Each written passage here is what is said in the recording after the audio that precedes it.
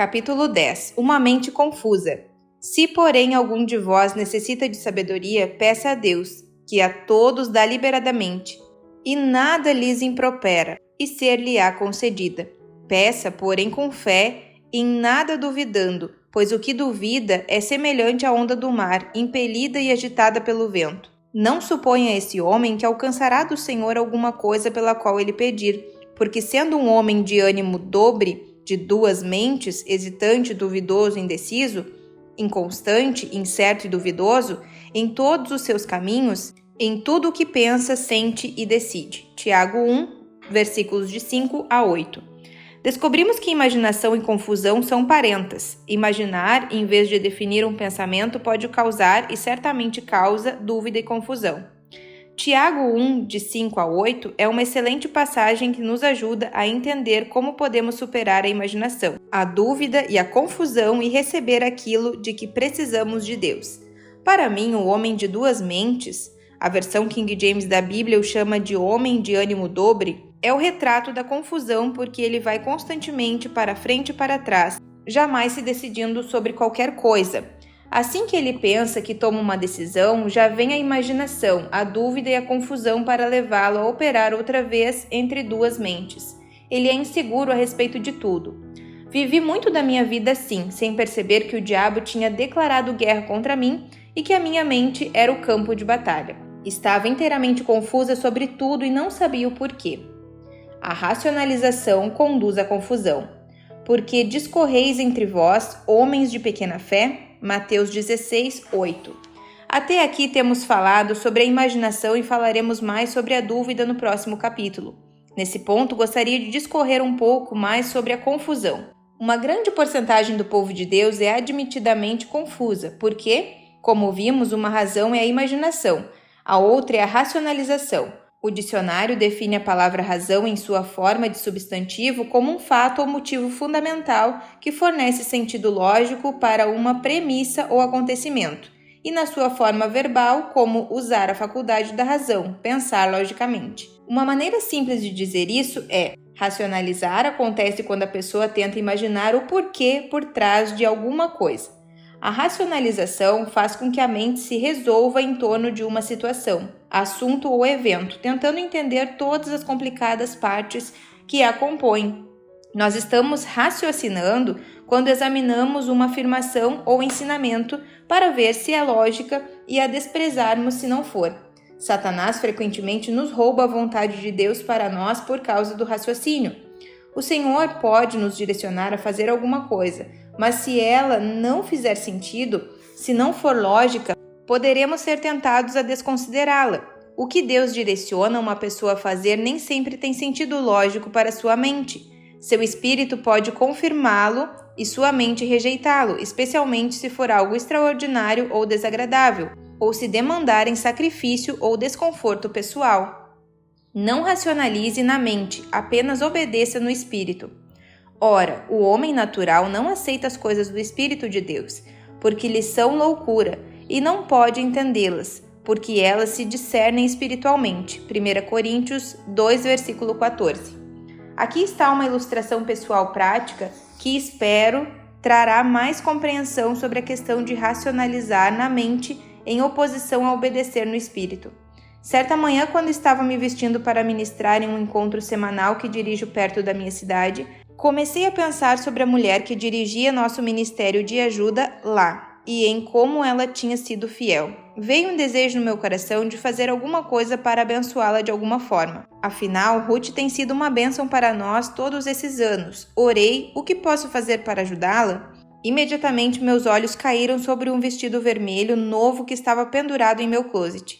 E sabia em meu coração que o Senhor estava me impelindo a dar aquele vestido a Ruth. Embora o tivesse comprado 3 meses antes, nunca o tinha usado. Para falar a verdade, ainda estava pendurado na sacola plástica em que o havia trazido para casa. Eu gostava muito dele, mas cada vez que pensava em usá-lo por alguma razão, não tinha vontade de vesti-lo. Lembre-se, eu disse que quando meus olhos caíram sobre o vestido vermelho, eu sabia que deveria dá-lo a Ruth. Entretanto, na verdade, não queria dá-lo. Então, imediatamente comecei a questionar em minha mente que Deus não poderia estar me dizendo para dar-lhe o vestido vermelho porque ele era novinho em folha. nunca tinha sido usado, tinha sido bastante caro, eu tinha até mesmo comprado brincos vermelhos e prateados para combinar com ele. Se eu tivesse mantido minha mente carnal fora da história e continuado a ser sensível a Deus em meu espírito, tudo teria saído muito bem. Mas nós, humanos, temos uma habilidade de nos enganarmos por meio da racionalização quando não queremos realmente fazer o que Deus está dizendo. Em alguns minutos havia me esquecido de tudo e tinha ido cuidar das minhas coisas. O ponto crucial era que eu não queria dar o vestido porque era novo e gostava dele. Minha mente arrasou que o desejo que senti poderia não ter sido de Deus, mas que o diabo estava tentando tirar de mim alguma coisa de que gostava. Algumas semanas mais tarde, estava me arrumando para outra reunião no mesmo local, como anteriormente, quando outra vez o nome de Ruth veio ao meu coração. Comecei a orar por ela. Repeti toda a cena dizendo: Pai, Ruth tem sido uma bênção tão grande para nós. O que posso fazer para abençoá-la? Imediatamente vi o vestido vermelho outra vez e me senti afundando em minha carne, porque agora me lembrava de outro incidente do qual tinha me esquecido rápida e totalmente.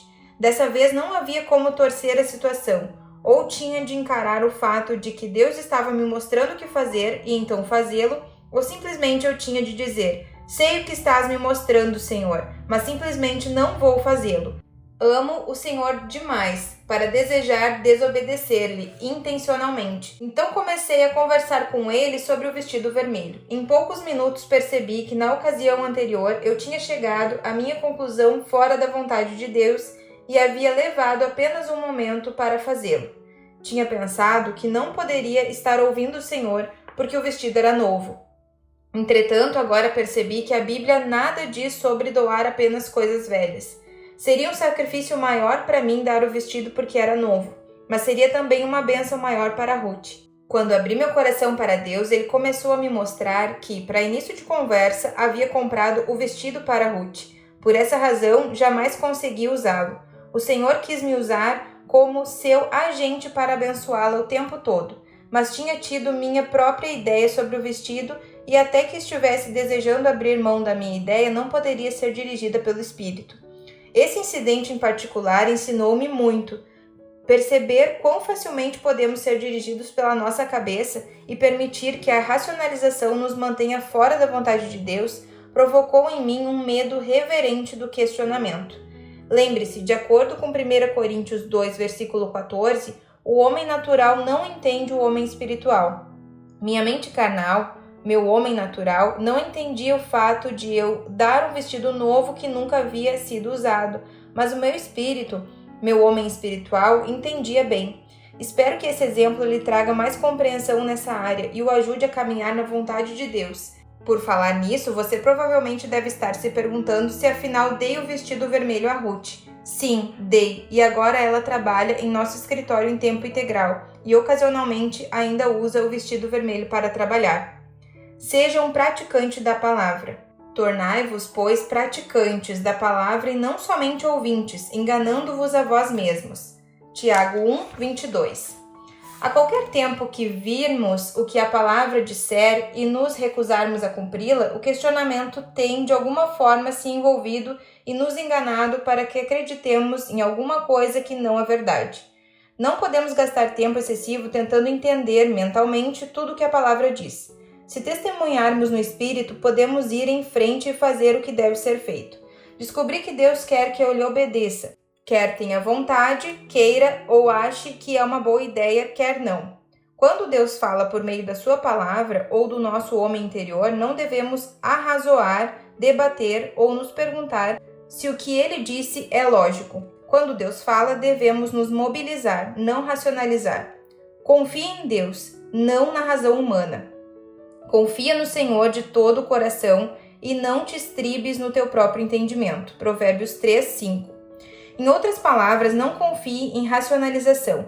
A racionalização abre a porta para a decepção e traz muita confusão. Certa vez perguntei ao Senhor por que tantas pessoas estavam confusas e ele me disse: diga-lhes que parem de tentar imaginar tudo e eles deixarão de ser confusos. Descobri que isso é absolutamente verdade. A racionalização e a confusão caminham juntas. Eu e você podemos ponderar uma coisa em nosso coração, colocá-la diante do Senhor e ver se Ele deseja nos dar a compreensão a tal respeito. Mas no instante em que começarmos a nos sentir confusos, teremos ido longe demais. A racionalização é perigosa por muitas razões, mas uma delas é essa: podemos racionalizar e imaginar alguma coisa que parece fazer sentido para nós, mas o que podemos ter racionalizado como correto pode estar errado. A mente humana gosta de lógica, de ordem e de razão. Ela gosta de lidar com aquilo que entende. Portanto, temos a tendência de colocar as coisas em caixinhas limpas nos departamentos da nossa mente, pensando: isso deve ser assim porque se encaixa tão bem aqui. Podemos encontrar alguma coisa com a qual nossa mente se sente confortável e assim estarmos totalmente errados. O apóstolo Paulo disse em Romanos 9, versículo 1: digo a verdade em Cristo, não minto, testemunhando comigo, no Espírito Santo, a minha própria consciência. Paulo sabia que estava fazendo a coisa certa não porque seu raciocínio disse que estava certo, mas porque ele testemunhou no seu espírito. Como temos visto, a mente algumas vezes ajuda o espírito. A mente e o espírito trabalham juntos, mas o espírito é o órgão mais nobre e deveria sempre ser honrado acima da mente. Se soubermos em nosso espírito que uma coisa está errada, não devemos permitir que o nosso raciocínio nos convença a fazê-lo. Por outro lado, se soubermos que uma coisa é certa, não deveremos permitir que o nosso raciocínio nos convença a não fazê-lo. Deus nos dá entendimento em muitos assuntos, mas nós não precisamos entender tudo para andarmos com o Senhor e em obediência à sua vontade. Há momentos em que Deus nos deixa enormes pontos de interrogação em nossa vida para aumentar a nossa fé. Perguntas não respondidas crucificam a vida da carne. É difícil aos seres humanos desistir da racionalização e simplesmente confiar em Deus, mas quando o processo é finalizado, a mente entra em um lugar de descanso.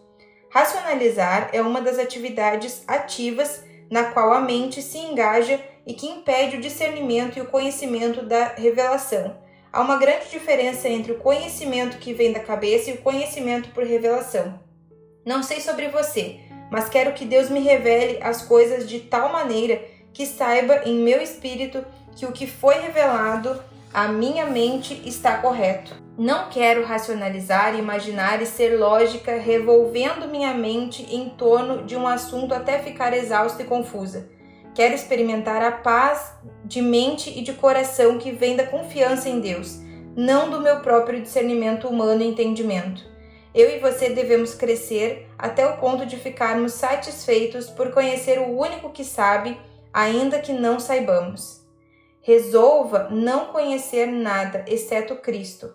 Eu, irmãos, quando fui ter convosco, anunciando-vos o testemunho de Deus, não o fiz com ostentação de linguagem ou de sabedoria, porque decidi nada saber entre vós, senão a Jesus Cristo, e este crucificado. 1 Coríntios 2, versículos 1 e 2.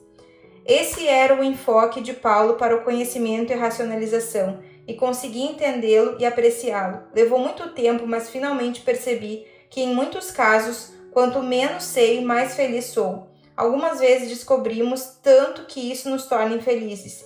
Sempre fui uma pessoa muito curiosa e inquisitiva.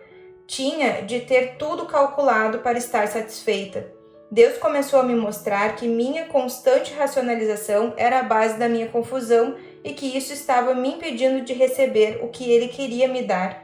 Ele me disse: Joyce, você deve colocar de lado a racionalização carnal se você espera ter discernimento. Perceba agora que me sentia mais segura se tivesse tudo calculado. Não queria nenhuma ponta solta em minha vida, queria estar no controle. E quando não entendia as coisas, me sentia fora do controle, amedrontada. Mas alguma coisa estava me faltando, não tinha paz na mente e estava fisicamente exausta de tanto racionalizar. Esse tipo de contínua atividade mental errada até mesmo torna meu corpo físico cansado. Isso pode deixá-lo exausto. Deus agiu que eu desistisse disso e sugiro enfaticamente a mesma coisa para qualquer um que esteja viciado em racionalização. Sim, eu disse viciado em racionalização. Podemos nos tornar viciados em atividades mentais erradas, da mesma maneira em que alguém pode se viciar em drogas ou álcool ou nicotina. Eu era viciada em racionalização e quando abandonei tive sintomas de carência. Senti-me perdida e amedrontada, porque não sabia o que estava acontecendo. Senti-me até mesmo entediada. Tinha gastado tanto do meu tempo mental racionalizando que, quando abandonei essa atividade, precisei me acostumar com o fato de minha mente estar em paz.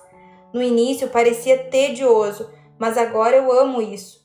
Enquanto antes costumava dirigir minha mente durante todo o tempo sobre tudo, agora não posso tolerar a dor e o trabalho da racionalização. A racionalização não é a condição normal na qual Deus quer que a nossa mente resida. Esteja consciente de que não é normal que a mente esteja cheia de racionalização. Pelo menos não é para o cristão que pretende ser vitorioso. O crente que pretende ganhar a guerra não é travado no campo de batalha da mente.